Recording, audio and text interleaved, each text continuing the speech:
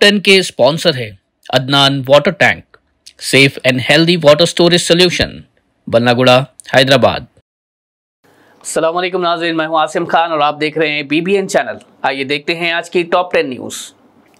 Take billionaire Elon Musk ने America में एक नई सियासी पार्टी लॉन्च कर दी है जिसका नाम अमेरिका पार्टी रखा गया है।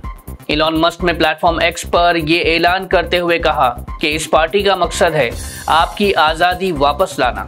ये फैसला उस वक्त आया है जब इलॉन मस्क और अमेरिकी सदर डोनाल्ड ट्रंप के बीच खुले तौर पर टकराव देखा गया, जिसके बाद इलॉन मस्क ने अपने फॉलोअर से पूछा था कि क्या वो एक नए पार्टी के लिए तैयार है, जिसका जवाब उन्हें हाँ में मिला था।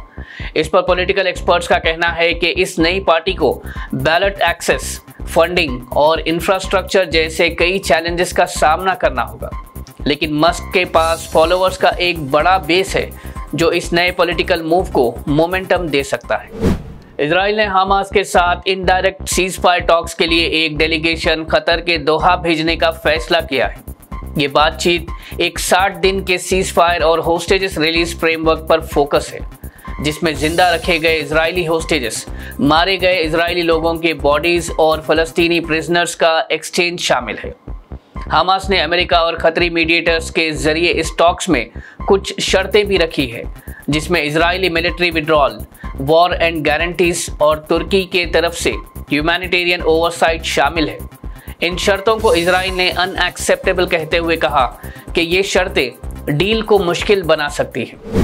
गाजा में इजरायली एयर स्ट्राइक्स का सिलसिला एक बार फिर से तेजी से जारी है, जहां नए हमलों में कम से कम 14 फलस्तीनी शहीद हो गए और कई अफराद जख्मी भी हुए। ये हमला खान यूनिस के मवासी इलाके में किया गया, जहां रेफ्यूजीज के टेंट्स को निशाना बनाया गया। इसके अलावा मुख्तलिफ एड डिस्ट्रीब्यूशन साइट्स पर भी करीब 10 लोग इजरायली फायरिंग में शहीद हो गए।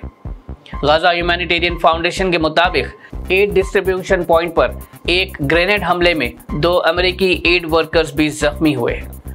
गाजा में हालात लगातार बिगड़ रहे हैं और आम आवाम भूख, प्यास, बेघरगर्दी और मौत के साए में जिंदगी गुजारने पर मजबूर हो गए।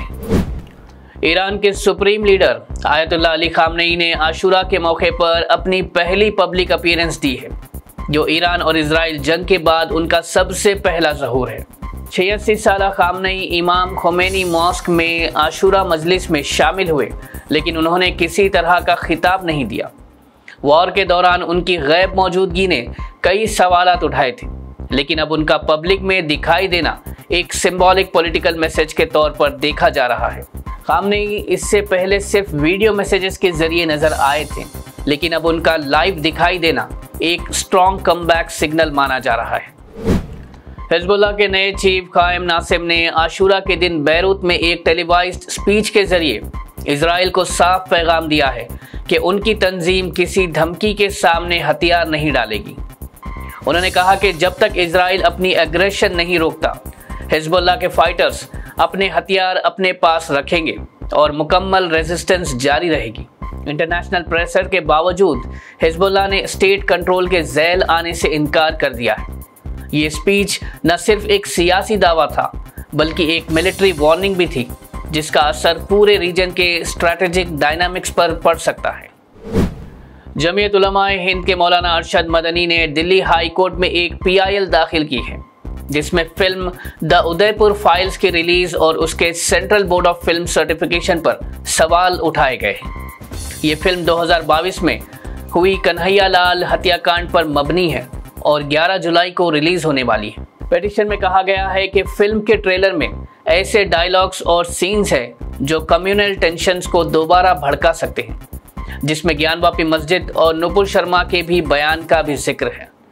पिटीशन के मुताबिक ये फिल्म एक पूरी कम्युनिटी को बदनाम करती है और central board of film certification ने सेक्शन 5B के नॉर्म्स की भी खिलाफ वर्जी की है।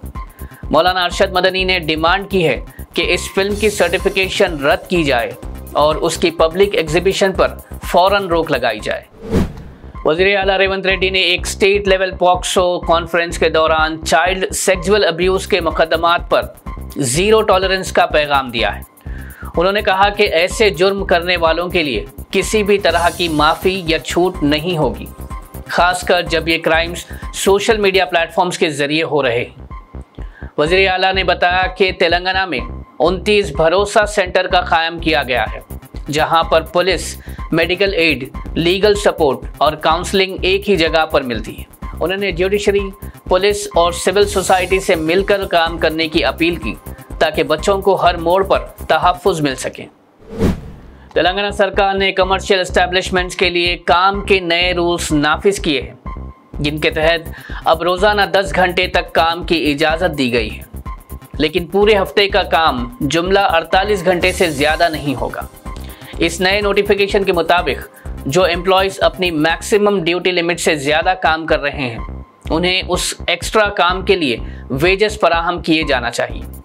किसी भी एम्प्लॉय से 6 घंटे से ज़्यादा लगातार काम नहीं लिया जा सकता जब तक उसे बीच में ब्रेक ना दिया जाए, और किसी भी एम्प्लॉय का पूरा दिन का काम और ब्रेक मिलाकर 12 घंटे से ज़्यादा नहीं होना चाहिए। ये नोटिफिकेशन 8 जुलाई से अमल में आएगा। तेलंगाना सरकार ने यह भी साफ किया है कि अगर किसी एम्प्लॉयर ने इन नॉर्म्स की खिलाफ वर्जी की तो उसका एग्जेम्पशन ऑर्डर फौरी रद्द किया जा सकता है। तेलंगाना बीजेपी के नए state president N Ramchandra Rao ने अपना चार्ज ऑफिशियली संभालते ही दावा किया कि 2028 के असेंबली इलेक्शंस में बीजेपी ही अगली हुकूमत बनाएगी। उन्होंने कहा कि बीजेपी अब सिर्फ एक पार्टी नहीं बल्कि तेलंगाना में एक मूवमेंट बन चुकी है, जिसमें 40 लाख से ज़्यादा कार्यकर्ता हर लेवल पर सरगर्म हैं। रामचंद्र राव ने कहा कि उनका फोकस अब लोकल बॉडीज इलेक्शंस पर है। एनालिस्ट का कहना है कि रामचंद्र राव एक क्वाइट ऑर्गेनाइजर है, जिनका सिलेक्शन इंटरनल यूनिटी और लॉन्ग टर्म ऑर्गेनाइजेशनल स्ट्रेंथ को देखकर किया गया है। हैदराबाद में आशूरे के मौके पर बीबी का अलम प्रोसेशन के लिए सिक्योरिटी के इंतहाई सख्त इंतजाम देखे गए, जिसमें करीब 3000 पुलिस पर्सनल तैनात किए गए। पुलिस कमिश्नर CV आनंद ने दारुल शिफा, चार मीनार और डबीरपुरा जैसे अहम मकामात पर सिक्योरिटी अरेंजमेंट्स का खुद जायजा लिया और ढट्टी भी पेश की।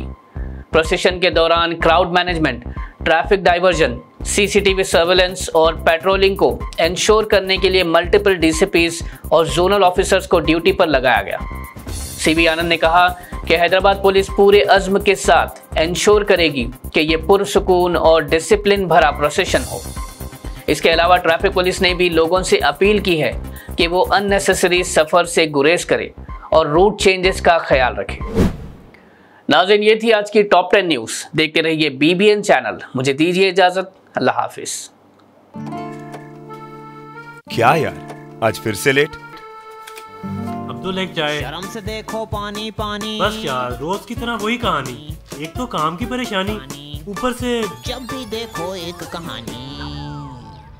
टैंकी फिर लीक कर गई है क्या? शर्म से देखो पानी पानी। सुनो, जाने से पहले टैंकी का तो कुछ करके जाओ।